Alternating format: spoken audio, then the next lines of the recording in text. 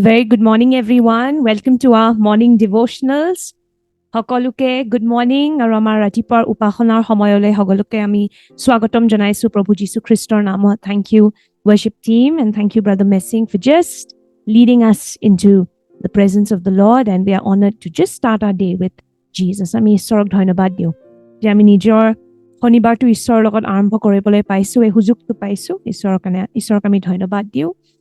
If you are in a position where it's convenient for you to turn on your video, we encourage you to do that. যদি আপোনাৰ কাৰণে সুবিধা হয় আপুনি video' on কৰিও বহিব পাৰে। আমি এজনক চালে সদায় ৰাতিপুৱা ভাল লাগে। We look forward to beginning our day together and just reminding ourselves that we are blessed to be a part of such a big family. Amen. আমি এজনক চাই আমি উৎসাহ পাওঁ যে সঁচাকৈ আমি ইজনক সহায় কৰিম আৰু আমি গোটেইবোৰে মিলি পেলাই প্ৰভুৰ প্ৰশংসা কৰি আছো। So আপনি ভিডিঅ' অন কৰিব পাৰে যদি আপোনাৰ কাৰণে সুবিধা হয়। Today I want to talk to you about how all things work for your good. Okay, আজি আমি শিকিবলৈ গৈ আছো কেনেকৈ সব বস্তু আপোনাৰ ভালৰ কাৰণে হয়। All things work for your good. Now this line is something that people of the world use very often.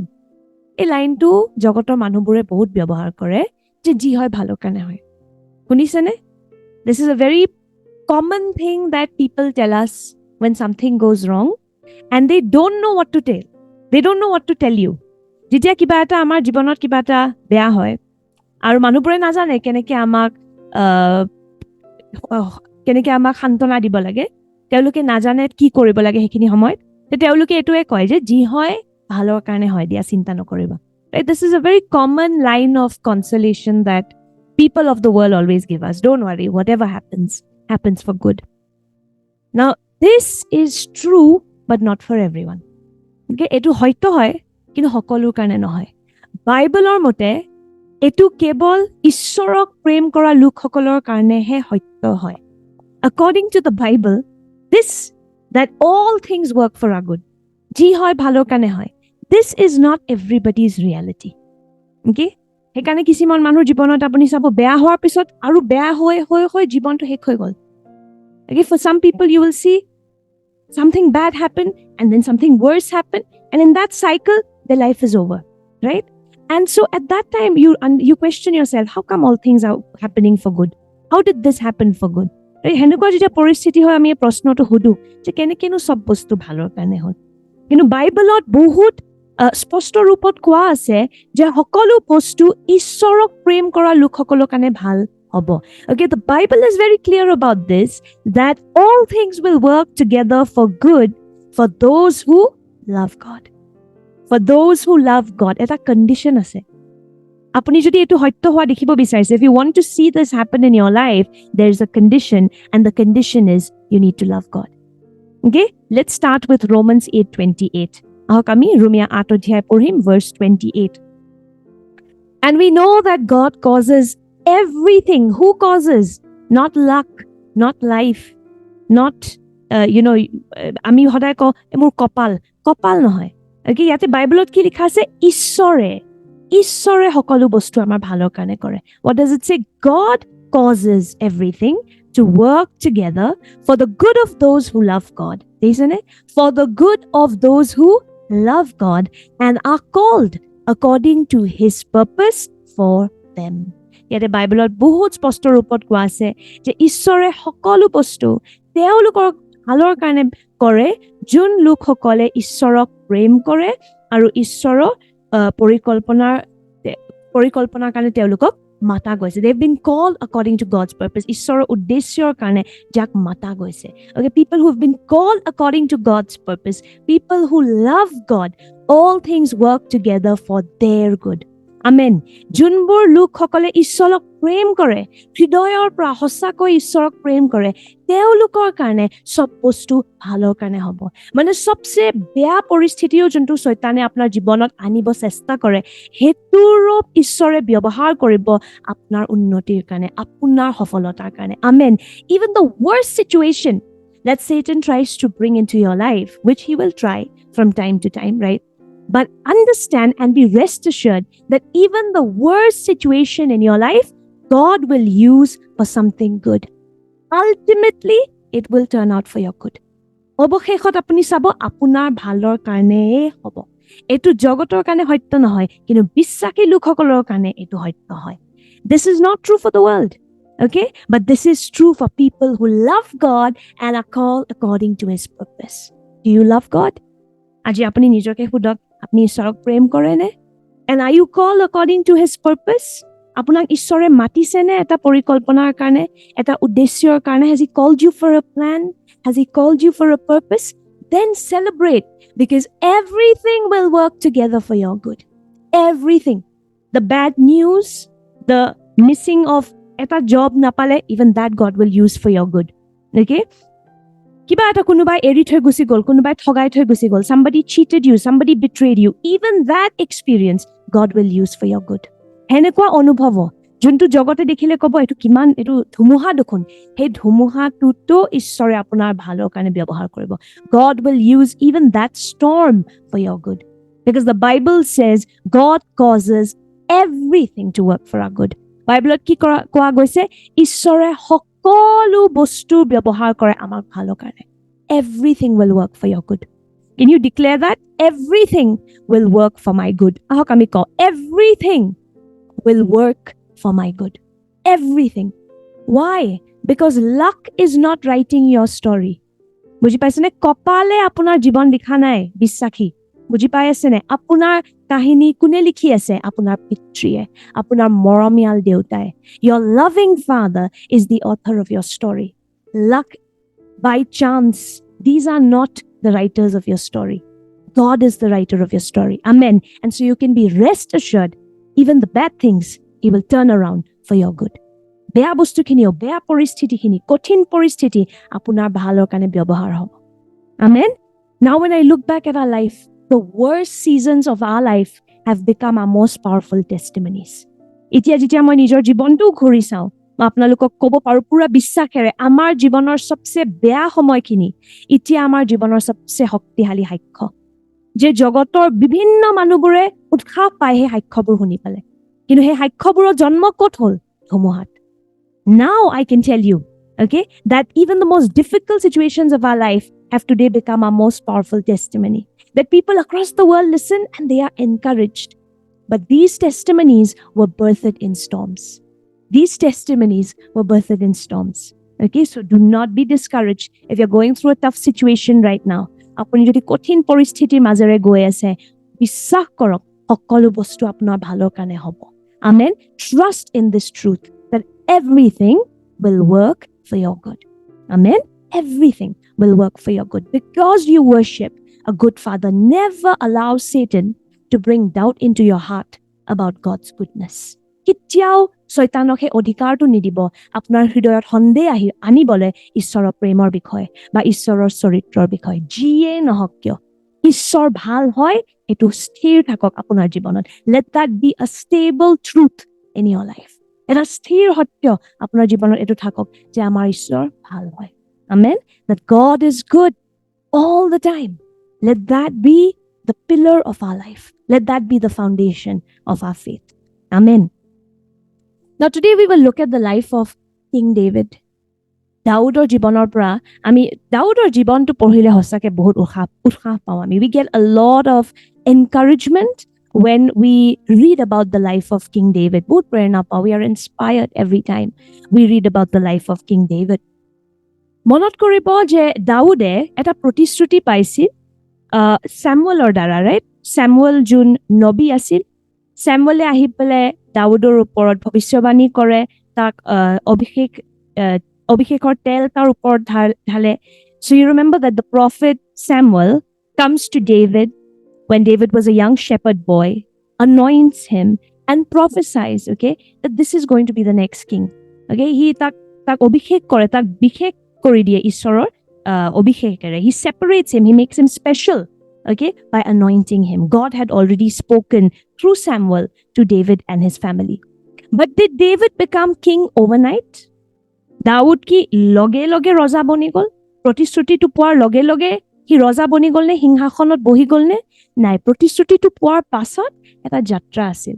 Right? After receiving the word, after receiving the promise, there was a journey. So through which David had to walk through. And let me tell you, when you read, it was not an easy journey, but it became supernatural because God was walking with David.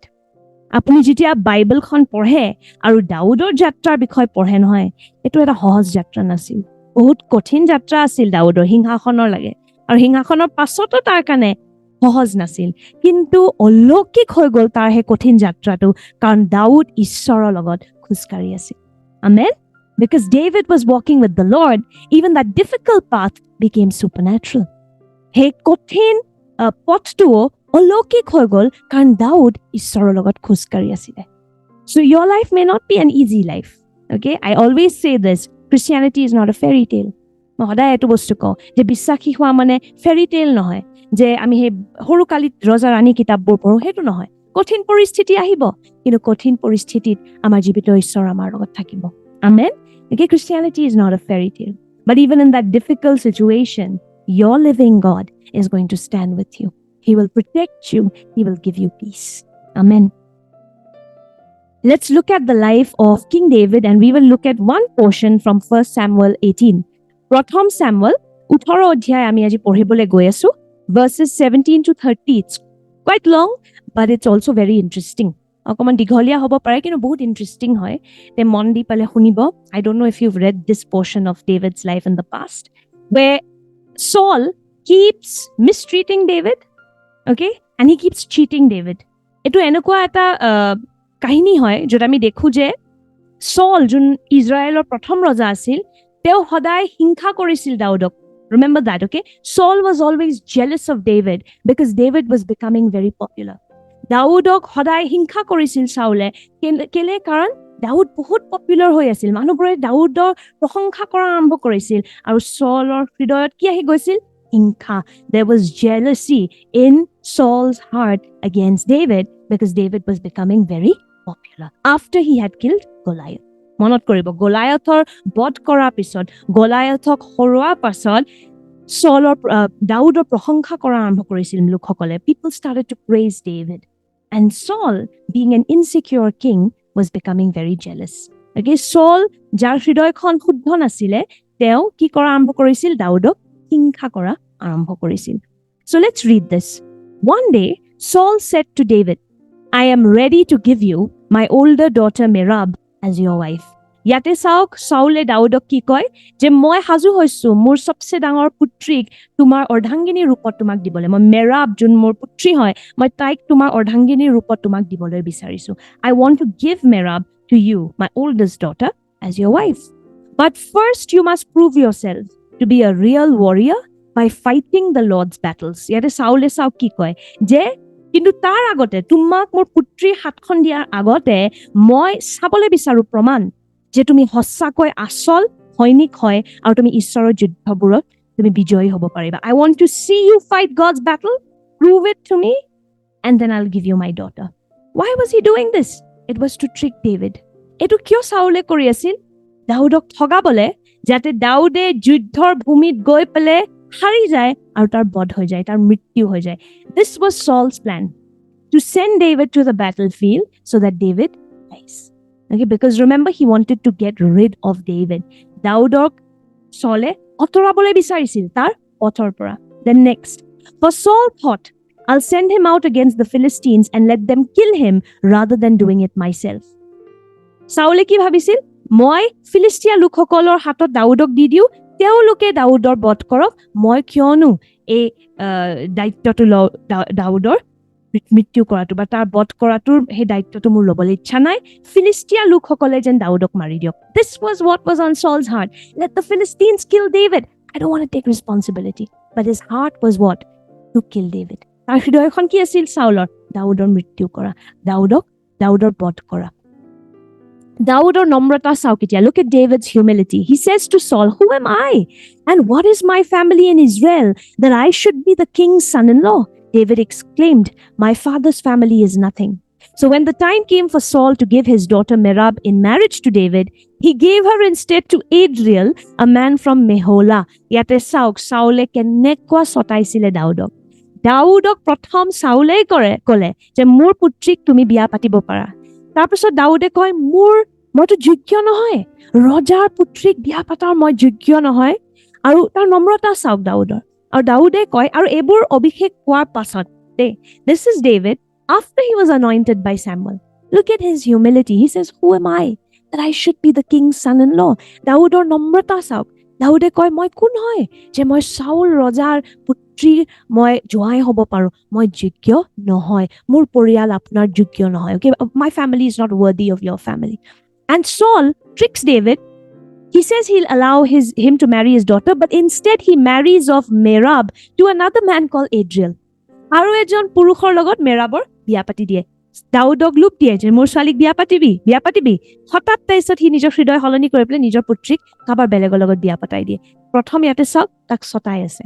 Okay, here you see Saul is not irritating, but he's testing David's patience. You'll marry my daughter. Then he changes his mind and marries her off to somebody else. Okay, Saul's heart had become very corrupt. Saul's হৃদয়খনত শয়তান সোমাই গৈছিল পুৰা। Let's read next. Here's another chance. Saul's daughter, where was I? Yeah, David exclaimed, my father's family is nothing. So when the time came for Saul to give his daughter Merab in marriage to David, he gave her instead to Adriel, a man from Meholah. In the meantime, Saul's daughter Michal had fallen in love with David, and Saul was delighted when he heard about it.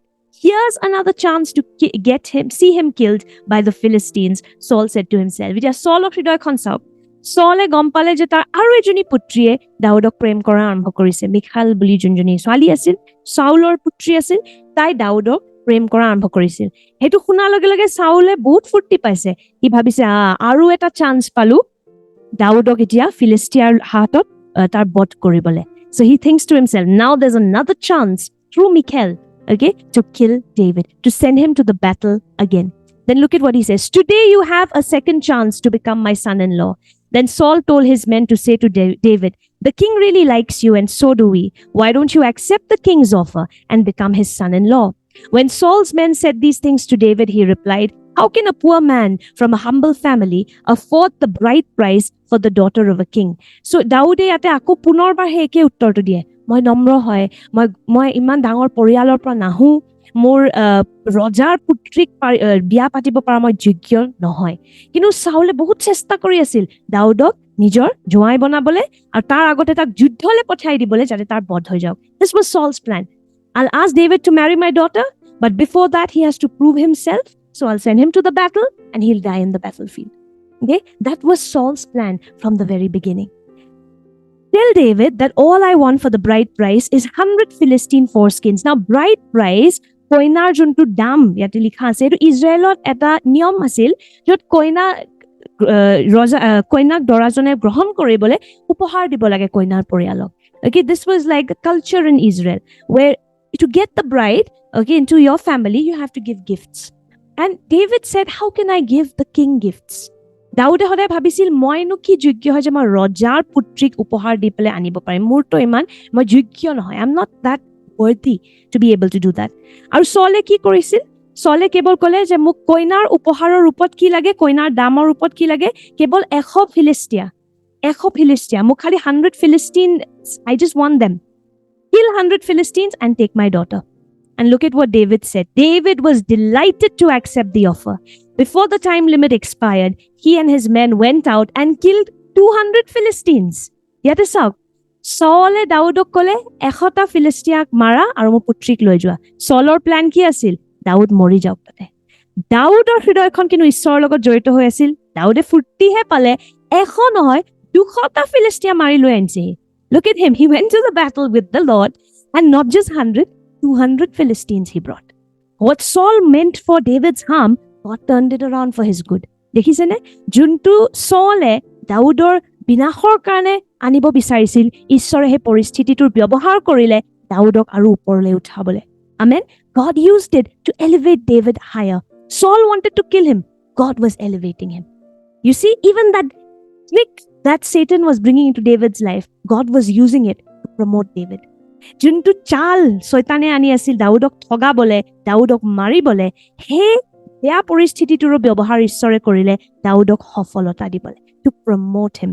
Okay, and then you will see When Saul realized that the Lord was with David and how much his daughter Michal loved him, Saul became even more afraid of him and he remained David's enemy for the rest of his life. যেতিয়া Saul দেখিলে ঈশ্বৰৰ হাত দাউদৰ ওপৰত আছে, চাউলে সদায় কাৰণে দাউদৰ প্ৰতি তাৰ এটা ভয় সোমাই গ'ল আৰু চিৰদিন চাউল দাউদৰ শত্ৰুৰ ৰূপত থাকি গ'ল. But look at this last line. I love this. Every time the commanders of the Philistines attacked, David was more successful against them than all the rest of Saul's officers. So David's name became very famous. Yate sauk. Soitane Saulor ব্যবহার কৰি আছিল দাউদৰ জীৱনটো শেষ কৰিবলৈ. তাক যুদ্ধ ভূমিত পঠিয়াই আছিল তাৰ বধ কৰিবলৈ, তাৰ বিনাশ কৰিবলৈ, কিন্তু ঈশ্বৰ দাউদৰ লগত আছিল. হে বেয়া পৰিস্থিতিটো ভাল কৰি দিলে ঈশ্বৰে. আমেন. And ultimately কি হ'ল? যিমান দাউদক যুদ্ধলৈ পঠিয়ালে সি সিমান সফল হৈ গ'ল আৰু তাৰ নামটো চবে চিনি পোৱা আৰম্ভ কৰিলে. He famous হৈ গ'ল. Okay, Satan wanted to destroy David in the battlefield. Satan obviously was using Saul to kill God's promise. You understand, right? Through David, Jesus would come later. And that's why Satan wanted to destroy David. Saitane জানিছিল যে দাউদৰ দ্বাৰা পিছত গৈ পেলাই যীশু খ্ৰীষ্টৰ জন্ম হ'ব. আৰু সেইকাৰণে শয়তানে বহুত আগৰ পৰা দাউদক শেষ কৰিবলৈ বিচাৰিছিল চাউলৰ দ্বাৰা, কিন্তু ঈশ্বৰ দাউদৰ লগত থিয় হৈ আছিল. আৰু সেই বেয়া পৰিস্থিতিবোৰ, সেই যুদ্ধভূমিবোৰতো দাউদৰ বিনাশ নাই হোৱা, দাউদৰ কি হ'ল? উন্নতি হ'ল, সফলতা হ'ল, আৰু তাৰ নামটো আৰু ফেমাছ হৈ গ'ল. David became more famous. And there's this one verse in Psalms, it says, the fury of your enemies will make you famous. Okay, আপোনাৰ শত্ৰুবোৰে সহায় কৰিব আপোনাক ফেমাছ কৰিবলৈ. That's what happened with King David. So even if there are enemies in your life, even if enemies, I don't mean people, okay? But Satan is bringing in difficult situations. যদি আপোনাৰ জীৱনত শয়তানে কঠিন পৰিস্থিতিও আনি আছে, মই শত্ৰু মানে মানুহ কোৱা নাই, কিন্তু কঠিন পৰিস্থিতি যদি শয়তানে আনিছে, ভয় নাখাব, চিন্তা নকৰিব, ঈশ্বৰ আপোনাৰ লগত থিয় হৈ আছে আৰু সেই যুদ্ধ ভূমিটোত আপুনি সফলতা দেখিব. আমেন. You will see victory in the battlefield and those Philistines in your life, সেই শত্ৰুবোৰ আপোনাৰ জীৱনত আপোনাৰ উন্নতিৰ কাৰণে ঈশ্বৰে ব্যৱহাৰ কৰিব. God will use those Philistines in your life to promote you, to make you famous, okay, and to make you stronger. আপুনি আৰু শক্তিশালী হৈ গৈ থাকিব, সেইকাৰণে ভয় নকৰিব. সকলো বস্তু প্ৰভুৱে আপোনাৰ ভালৰ কাৰণে ব্যৱহাৰ কৰিব. Everything God will cause for your good because you love God and you've been called according to his purpose. Amen. কাৰণ আপুনি ঈশ্বৰক প্ৰেম কৰে আৰু আপোনাক ঈশ্বৰে নিজৰ উদ্দেশ্য পৰিপূৰ্ণ কৰিবলৈ মাতিছে, সেইকাৰণে সকলো বস্তু প্ৰভুৱে আপোনাৰ ভালৰ কাৰণে ব্যৱহাৰ কৰিবলৈ গৈ আছে. Amen. So be encouraged.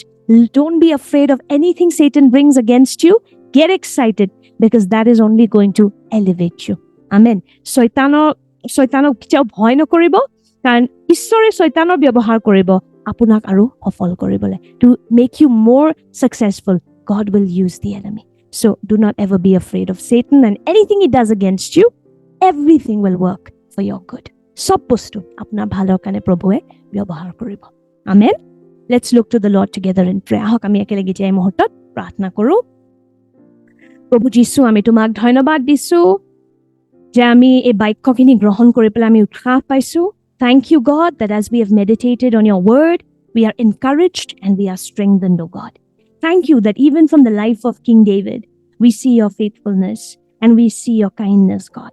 আমি দেখো প্ৰভু যীশু দাউদৰ জীৱনৰ দ্বাৰাও যে তুমি ইমানে বিশ্বাসী হয়, তুমি মৰমীয়াল হয় আৰু তুমি সদায় তোমাৰ বাচ্চাবোৰৰ কাৰণে প্ৰভু তোমাৰ পৰিকল্পনাবোৰ সবচে উত্তম হয় প্ৰভু. You always have the best plans for your children. And so even right now, we rest in your goodness. No matter what is happening around us, we know everything, Father, ultimately will work for our good. আমি জানো এই মুহূৰ্তত যদিও আমি ধুমুহাৰ মাজত থিয় হৈ পেলাই তোমাৰ প্ৰশংসা কৰি আছো প্ৰভু, আমি জানো যে সেই ধুমুহাটোৰো তুমি ব্যৱহাৰ কৰিবা আমাৰ সফলতাৰ কাৰণে, আমাৰ জীৱনত আমাক আৰু ওপৰৰ স্থানলৈ লৈ যাবলৈ. Thank you, Father God. I bless you, Jesus. I bless your church. I bless all your sons and daughters. In Jesus' name, amen. আহক আমি যে এই মুহূৰ্তত আমাৰ ডেক্লাৰেশ্যন কৰিম, আমি ঘোষণা কৰিবলৈ গৈ আছো. প্ৰথম আমি ইংৰাজীত ঘোষণা কৰিম. First we will do our declaration in English, after which we will do it in Assamese. Hallelujah. Thank you, God. Thank you, Jesus. Thank you, Jesus. 1, 2, 3. I believe that this month will be a month of good news, supernatural favor and breakthroughs. God is the author of my story, and I know that He is more than able to prosper me. I have a powerful destiny in Christ Jesus, and I know that no one can shut the doors God has opened for me. I declare in Jesus' name that I will witness promises fulfilled and new dreams and visions being released this month. I will walk in divine health and supernatural favor. I am from above and not below. I shall be the head and not the tail. I believe and receive it in Jesus' name. Amen. Amen. আহক এতিয়া আমি এই মুহূৰ্তত অসমীয়াত পঢ়ো। মোৰ বিশ্বাস এই মাহটো হ'ব ভাল খবৰৰ, অলৌকিক অনুগ্ৰহ আৰু অগ্ৰগতিৰ মাহ। ঈশ্বৰ মোৰ কাহিনীৰ লেখক আৰু মই জানো যে তেওঁ মোক সমৃদ্ধিশালী কৰিবলৈ অধিক ৰূপে সক্ষম। খ্ৰীষ্ট যীশুত মোৰ এটা শক্তিশালী ভৱিষ্যত আছে আৰু মই জানো যে ঈশ্বৰে মোৰ বাবে মুকলি কৰা দুৱাৰবোৰ কোনেও বন্ধ কৰিব নোৱাৰে। মই যীশুৰ নামত ঘোষণা কৰিছো যে মই ঈশ্বৰৰ প্ৰতিজ্ঞা পূৰণ হোৱা দেখা পাম আৰু এই মাহত নতুন সপোন আৰু দৰ্শন মুকলি হোৱাৰ সাক্ষী হ'ম। মই ঈশ্বৰৰ স্বাস্থ্য আৰু অলৌকিক অনুগ্ৰহত খোজ দিম। মই ওপৰৰ পৰা হয়, তলৰ পৰা নহয়।